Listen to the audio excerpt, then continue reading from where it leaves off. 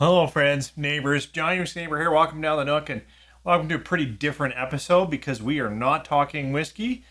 We are talking new make that one day will be whiskey. So it's very, very related. But I just had a great visit at Anokha Distillery. Went out there yesterday with my wife. We did shoot some video. We just didn't really think through it. It's pretty dark. I'll clean it up, but it might be a little while before I get it to you. And I wanted to talk right away because it's fun and I was just there and I'm probably going to forget half the stuff we talked about.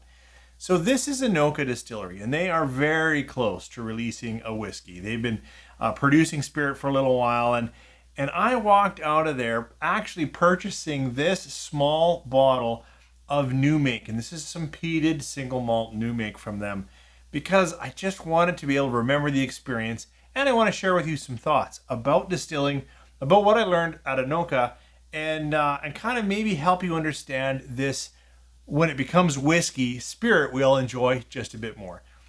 Pour something for fun. If you have new make, why not? But not a lot of us do. 3, 4.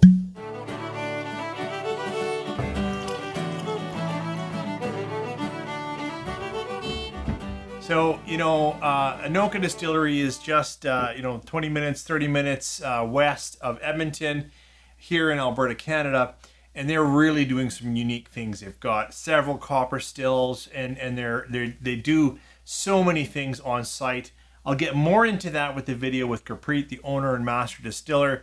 But I do want to talk a little bit about their spirit and why this is an interesting new make. So this is not a whiskey. They cleverly labeled it that, but it's just so important to say, because of course to be a whiskey in Canada and most of the world, you have to age it in charred oak. In Canada, it has to be a minimum of 3 years. In some places, there is no minimum, but that's pretty common. Scotland as well. It's got to be in oak for 3 years.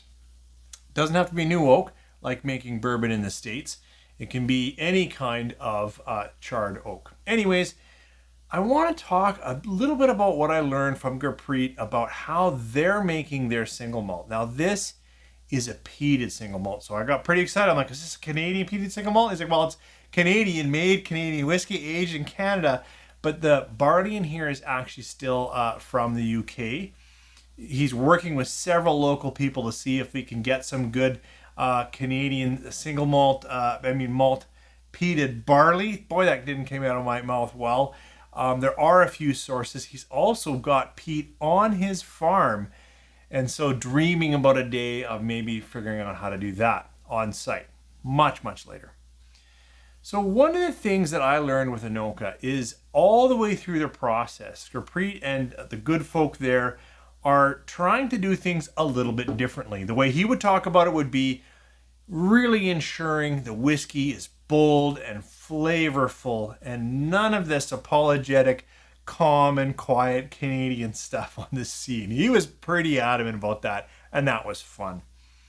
One of the first things they do when they make their single malt is they actually they use very little water, like throughout the whole process. And I'll do a disservice to do it now, so we'll remember it together when I produce that video. But he talks about using just so much less water throughout the entire process. So after they, do their hammer mill and the way they extract the goodness of liquid out of their mashing, they've got a really dense wort. And when they ferment it, they had to use some special yeast because it got, very dense like that. And it's really tough for the yeast to get in there. So they've got a really unique yeast strain. They can ferment up to about 11%, which is really high.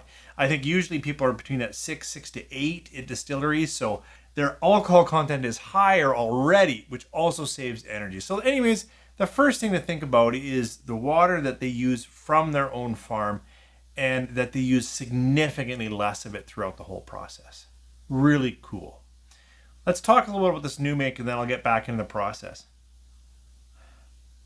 So one of the first things you're going to notice on this one is it is really quite peaty. And I think the part per million on it is 82.9. So, it is really, Isla peat and more kind of thing, right? Because a lot of the big guys on Isla are somewhere between that 45 and 55, right? Lefroy and Ardbeg, they're all in that neighborhood. And being at 82 or 83, this has a lot of peat already just on the nose. And that's not coming from barrels, that's from this new distillate. It's just got a lot going on. Now, I will also say, this new make is new make. It hasn't set and rested, and there's a lot of healthy interactions that happen with oak to get rid of. There's a little bit of fusel oil in here. And that is going to contribute to some really good mouthfeel. But right now it's also on the nose, and that can be a little bit tough.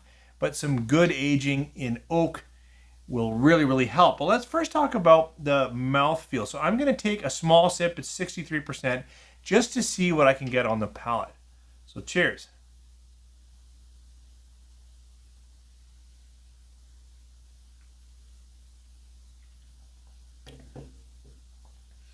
That sip was all about mouth experience. That's what I was going for.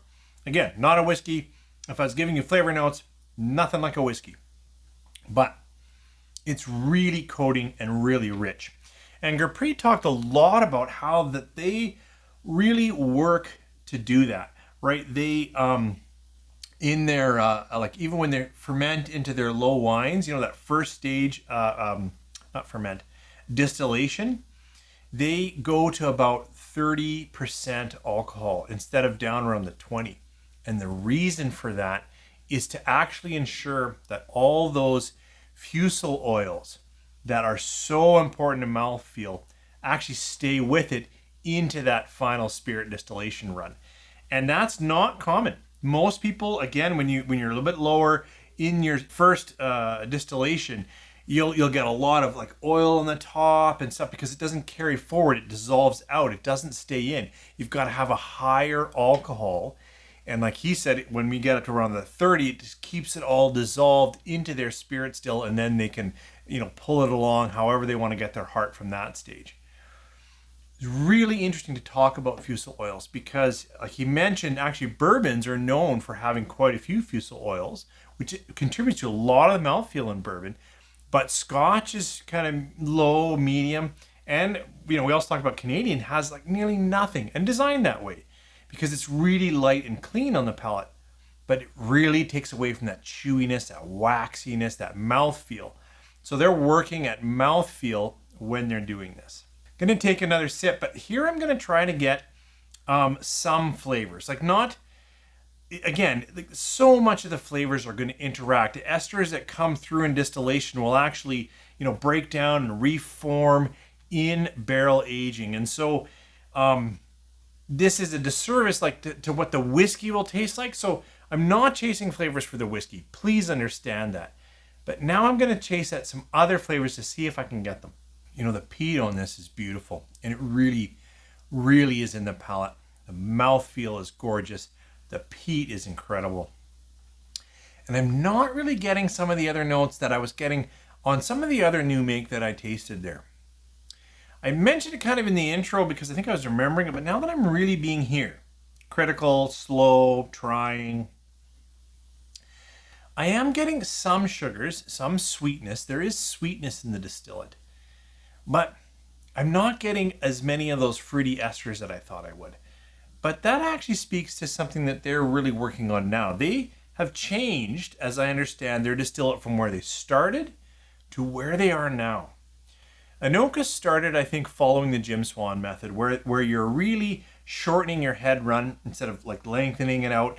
It's still important to have that head run and clean out the pipes and all that stuff. There's lots of stuff, and get rid of some of the nasty, nasty things in there, toluene and acetone and nail polish. I mean, that's what it smells like.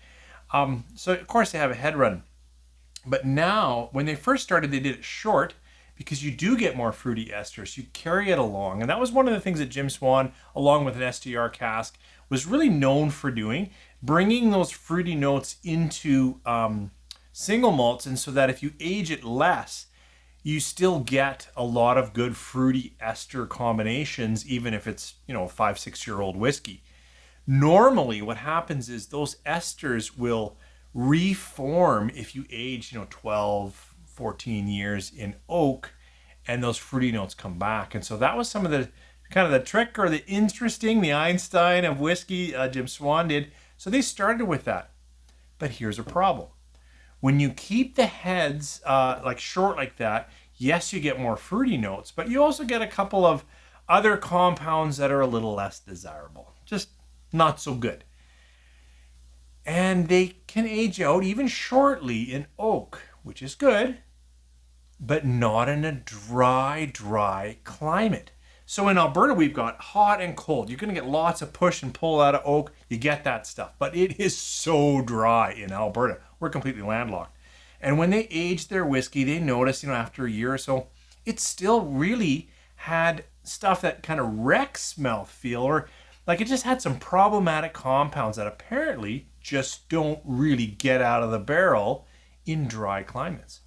So then you'll see a video where I talked to him in his barrel aging spot. If you haven't had any new make before, nosing this will be really quite almost offensive. Like, there's a lot of graininess in it. There's a lot of funkiness in it. There is a lot of fusel oil that I'm getting now and whatnot. And of course, it being a peated spirit, all of that stuff comes along. But what I wish you could know, if you've done some new make, I've been fortunate enough to be in many distilleries now, which is great. And they all do it differently. And if they let me taste their new make, it's quite interesting, because if your new make is bad, it's pretty tough to turn it around. I'm going to take another sip. Cheers. Almost an almond note in there. Very interesting. So, coming back to, they were aging it, but in a different place. It's too dry. They tasted it not going well. They went and they built what he described as a barrel sauna. It's a black, big Quonset building, but over a natural low spot that has an underground river, like way down, but it always exudes moisture up into there. And now we're talking all the heat of an Alberta summer day and 80 to 90% humidity. You went in there, you start sweating immediately. It smells gorgeous. And even the first few barrels, a few months in there, cleaned them right up. So it's interesting, because I know some people have been doing some good aging out on the prairies. I know them. But for this, the way they put theirs together, maybe like keeping the longer heads, maybe keeping all those fusel oils. I got to get the actual chemistry on them. Their spirit really needed a humid aging place, and now they have it. It was really interesting to spend the day at Anohka Distillery. You can go out there. They got a tasting room. They sell some snacks and some food. You can walk the grounds. I don't know if you're fortunate enough. Gurpreet let me kind of into the stills and check out all the copper, and so cool to see the run that he was doing and to talk all of the chemistry with him. It was really a wonderful day. So this, not a whiskey. This is flavorful, peated new make. But I know they're getting close. Their first whiskey, I think, is coming up maybe November-ish. I probably got that wrong.